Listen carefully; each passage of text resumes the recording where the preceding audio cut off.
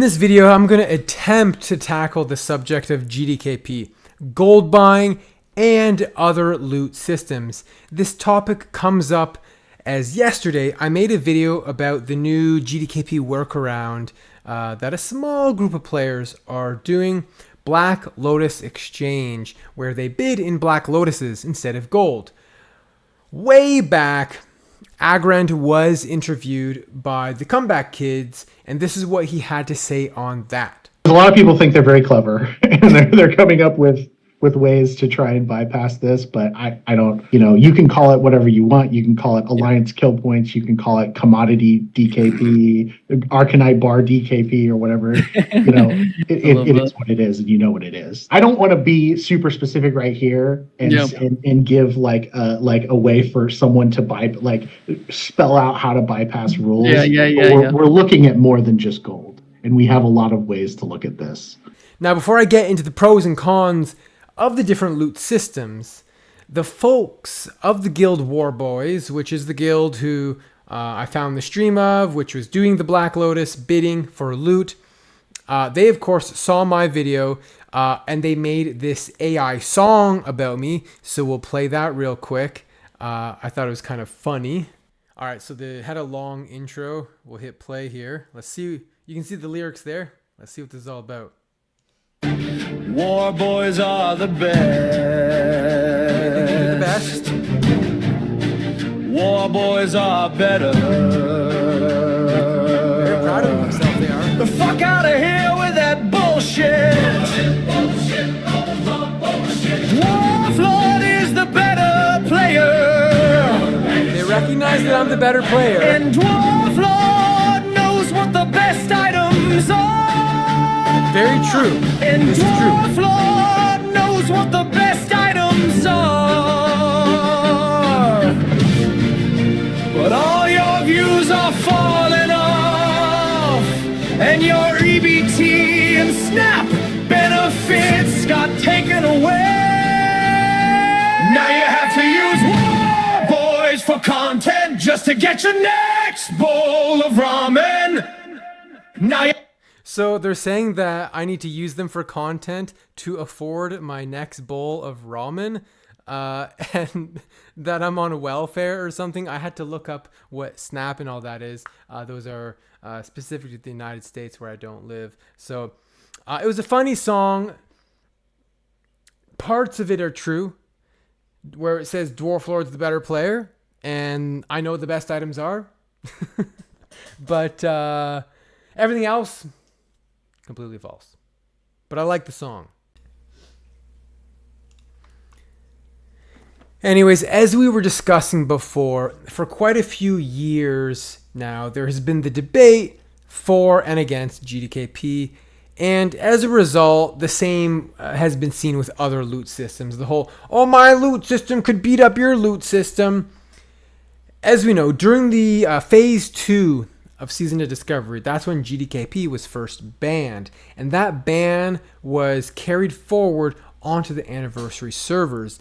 The GDKP ban, it didn't stop people from going to and playing on the anniversary servers, but as time went on, a lot of people they essentially quit because they couldn't afford to play on the servers.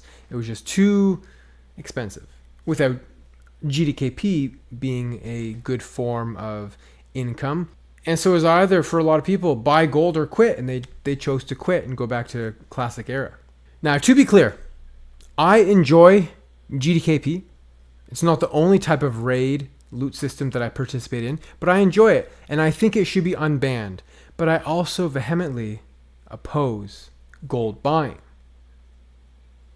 which a lot of people who are against GDKP, they just seem to think that everyone who participates in GDKP is a gold buyer, yada, yada, yada. But it's just not the case. And initially, a lot of the anti-GDKP people seem to be happy with the GDKP ban. However, what we see now is that didn't stop the gold buying at all. In fact, it almost seems like more people were buying gold. We know this because there's just so many people taking these unexpected 2-week vacations. As the guild master, I would just get DMs from people saying, "Oh, I was banned for buying gold, and now I have to fill the raid because people keep dropping off the radar from these freaking bans." And quite often, people would get banned and never return. The game would lose its luster for them. People who were so invested in getting like sulfurous, they had all the Arcanate bars, which they procured by buying gold, and then they're just like, well, at this point, I give up on the whole thing. Some people were transferring gold from different versions, right? Which that also got banned, and people getting banned for doing that. And so anyways, I've played vanilla on Classic Era exclusively since 2019, and I've participated in all of the main 4 loot systems: DKP, SR, Loot Council, GDKP. So I do think I have a fairly objective view. In 2019, the guilds that I was in were Loot Council. It always felt fair to me, but Loot Council guilds are a case-by-case basis. Who is part of the Loot Council, right? But eventually those guilds happened to die. It wasn't due to the loot system in any capacity. It was just the leaders were like, we're out, right? So anyways, I joined a new guild. And the loot system I was not a fan of at all, but it was the only guild I could join that would fit my schedule. Their loot system was, and I'm not even joking, if the item drops, whoever rolls the highest gets it. There was no loot priority. There's no, oh, this item's good for this class, so we'll have these classes roll. It was just roll. Roll if you want. If you could equip it, you can roll. And guess who the first Gressel went to? The warrior who did not win consumes, did not bring world buffs, did not enchant their gear. Now, some people would say, well, that's what the loot system is. Fair and square, they won it. And others would argue, well, he probably doesn't even deserve to roll on it, let alone be in the raid. Now, luckily, when the Hungry and Cold dropped, I beat his roll. Fast forward to Classic Era, I joined a guild using DKP. One benefit of DKP was because there was a decay to your points, people showed up to raid religiously. They showed up. They would rearrange IRL responsibilities to make it to raid, because if they drop down and instead of being first place, now they're second place, now they're next in line instead of being first in line for that big item that they're saving for. And anyone who's been in any sort of raiding guild knows that it sucks when people no-show a raid, don't show up, call out, and you have to pug, you have to do this, you have to do that, you start late, whatever the case may be. And so DKP really prevented that from happening. However, on the flip side, a paladin could earn DKP and spend it on Kiss of the Spider, right? Now, of course, you could change the rules and not allow that, but that was this guild's rules. In my guild on Fresh, we use a 2 SR loot system, and where each raid people attend, they get attendance points that they can spend on their SR loot by adding it to the roll. So let's say someone uses 100 points and someone uses 0 points. The person with 0 points rolls a 90.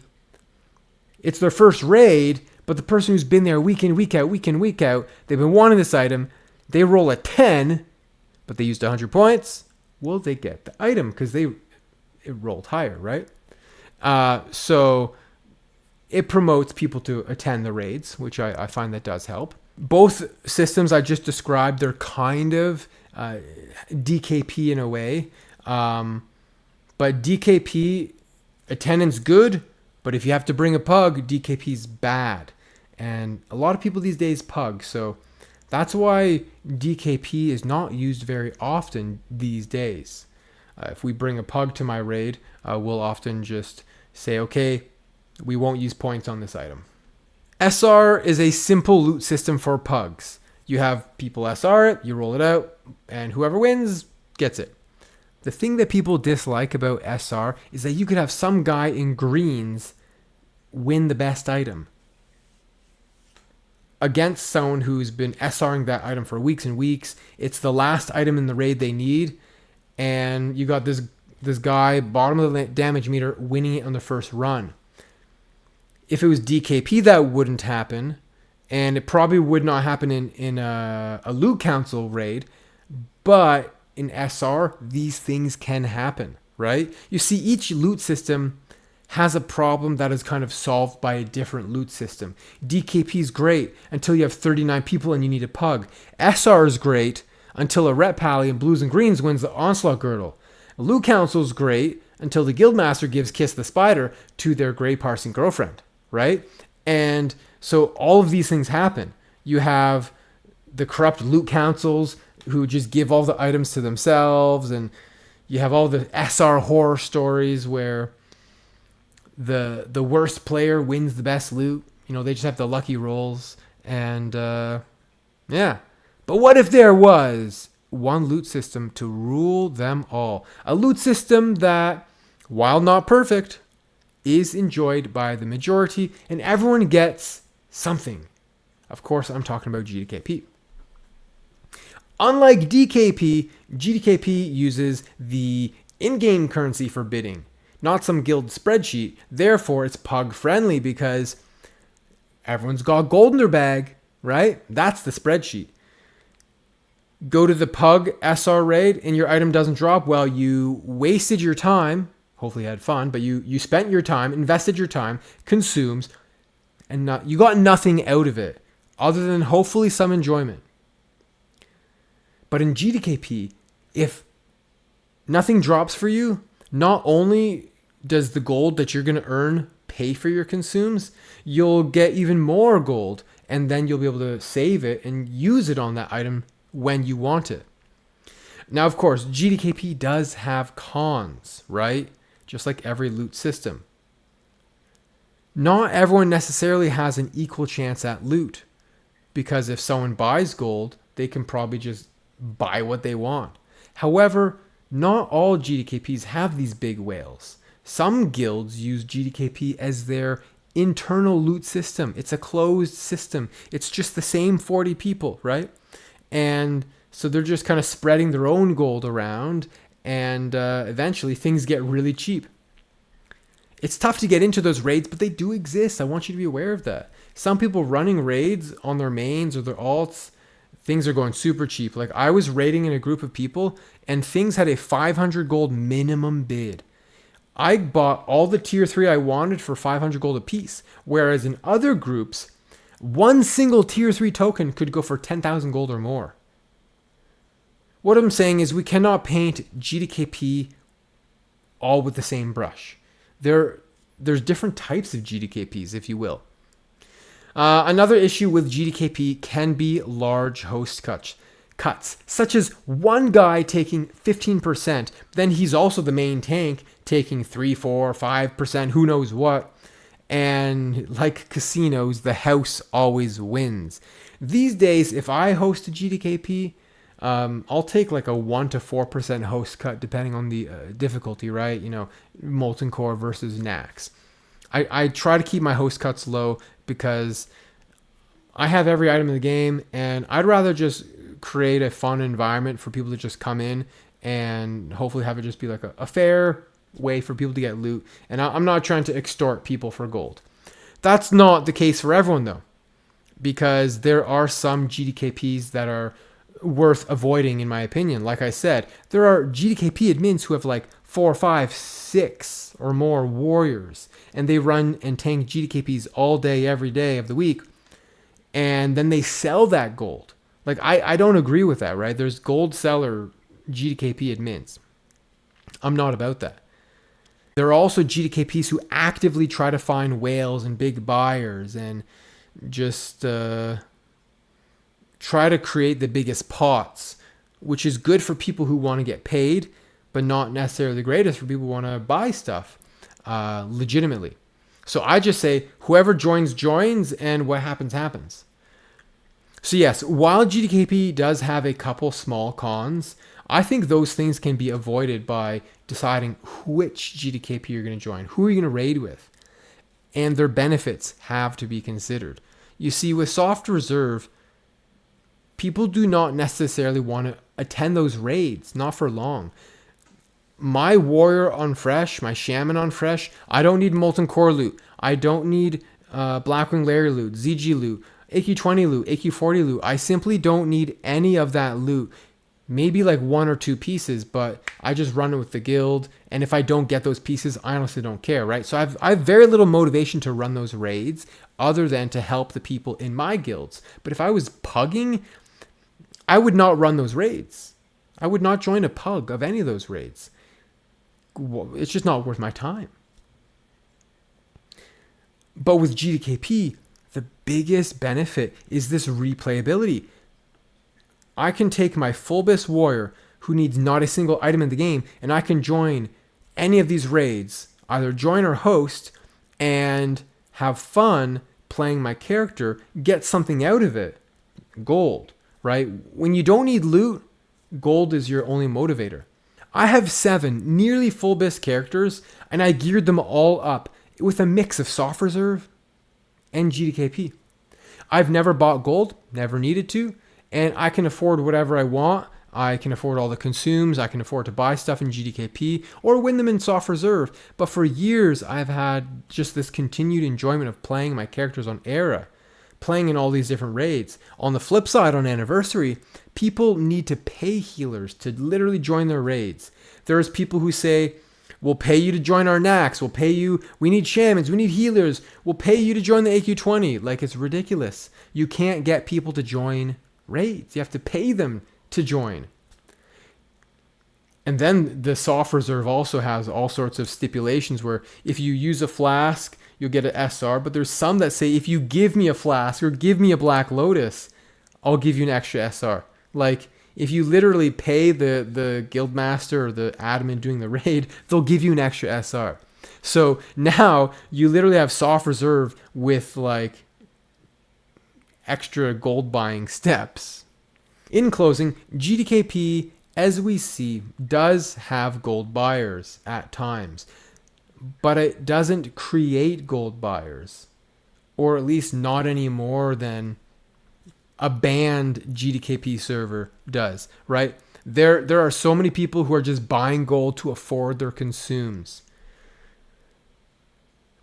The legit playing guild members in my guild, they're like, man, I'm not sure what I'm gonna do I got a farm, man. I'm not, like, they're living week to week, right? You're like paycheck to paycheck. They're living week to week. They use consumes in raid, and then they're like, okay, I have to have my consumes ready for the next raid. Like, they're barely scraping by, right? And that's just the reality of WoW, is people feel so pressured to buy gold because they can't afford the consumes, largely due to bots just controlling the economy. They want to go out there and farm. It's picked dry. There's nothing for them to pick. Blizzard says, go farm, go play the game legit. There's literally nothing for them to pick out in the world. In an instance, things are cheap. Dreamfall's cheap. Grom's Blood's cheap. But Plague Bloom, sky high. All the bots just spawn camp it, right? Blizzard should unban GDKP as it's too controlling of how people want to play the game. GDKP is popular, but other loot systems can exist alongside it. We see that on Classic Era. Now, I would say about 80% of raids are GDKP on Classic Era. But it's because it's an easy loot system for people to join. You got full bis people joining, you got people who need loot joining, everyone's happy. Some people get loot, some people get gold. It's just a very easy loot system that people universally like to play with. You can't pug with Loot Council or DKP. And it turns out, for pugs, like I said, GDKP is the preferred loot system. Blizzard says they banned GDKP due to affecting what they consider that normal social guild structure. But in 2025, people play the game differently, let's face it, and they should be allowed to play it how they want to play it. Let me know your thoughts. Cheers. If you enjoyed the video, drop me a sub and a comment. Catch me live on my Twitch channel, Dwarflord TV, to connect with me or say hi to me in game on any of my characters. Dwarflord out. And they say that the Dwarf Lord could save us. I'm not gonna pave here and wait. I'll hold on to the beard of the Dwarf Lord. Watch as we heroic leap away.